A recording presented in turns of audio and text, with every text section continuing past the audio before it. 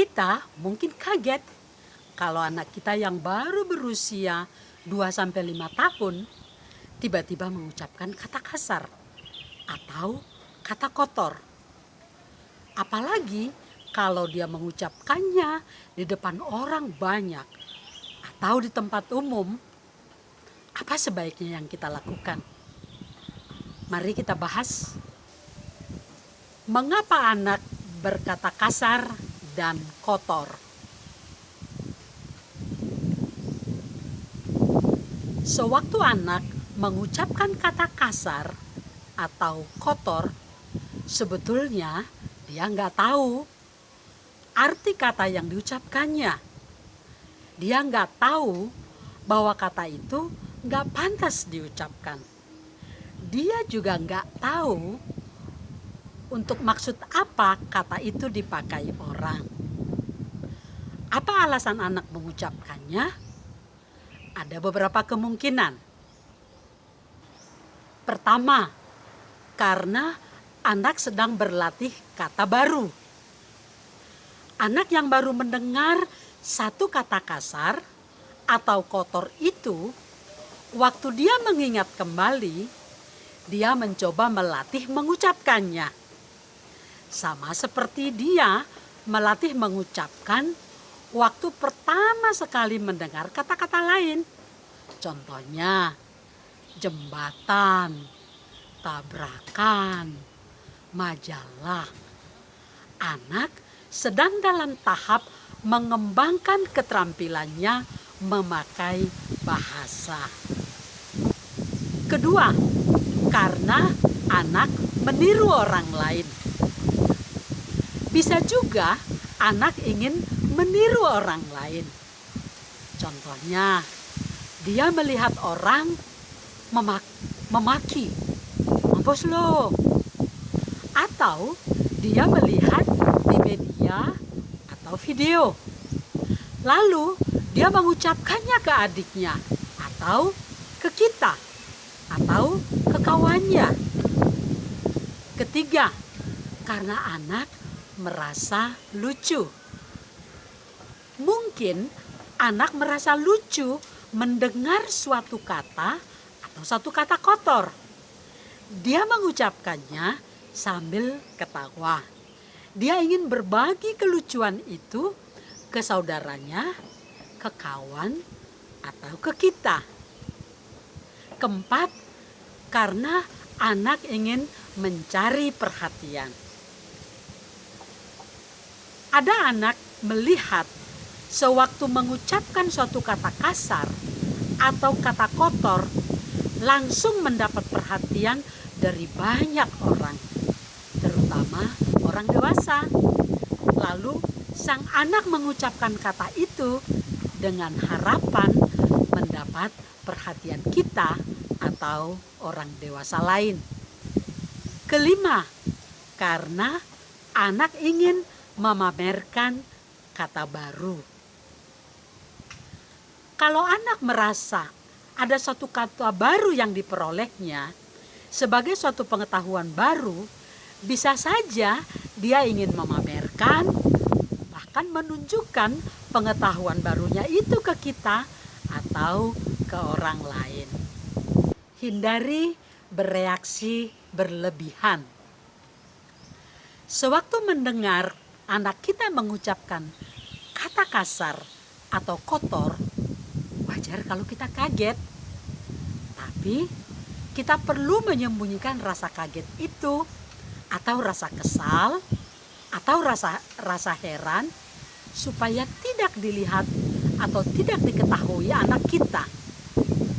Reaksi atau perhatian kita yang agak istimewa terhadap kata kasar atau kata kotor yang baru diucapkannya akan membuat anak merasa bahwa kata itu merupakan kata yang penting, kata yang tidak biasa. Dia akan sulit melupakan kata itu dan malah mengingatnya baik-baik. Anak akan merasa kata yang diucapkannya itu punya kekuatan khusus. Dia akan semakin tertarik pada kata itu. Jadi, hindari deh reaksi yang berlebihan. Tidak bijak kalau kita langsung marah dan langsung menegur anak dengan keras. Juga nggak bijak kalau kita tersenyum, apalagi tertawa.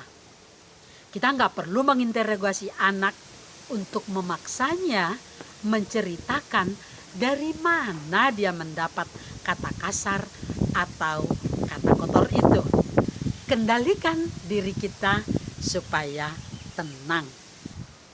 Cara menanggapinya.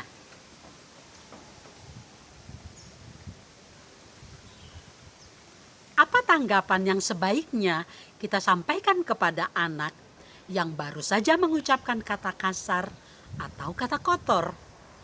Tergantung pada perkiraan kita tentang apa yang menjadi alasan anak mengucapkannya. Contoh kasus pertama. Kalau anak sedang berlatih kata baru, kita bisa menanggapinya seperti ini. Iya, kata itu memang ada sayangku. Tapi di keluarga kita, kata itu nggak pernah kita ucapkan. Kenapa? Karena orang yang baik dan orang yang pintar nggak pernah ngomong seperti itu. Mama tahu kamu anak baik kok, juga anak pintar. Cukup sekali itu saja ngomong seperti itu ya.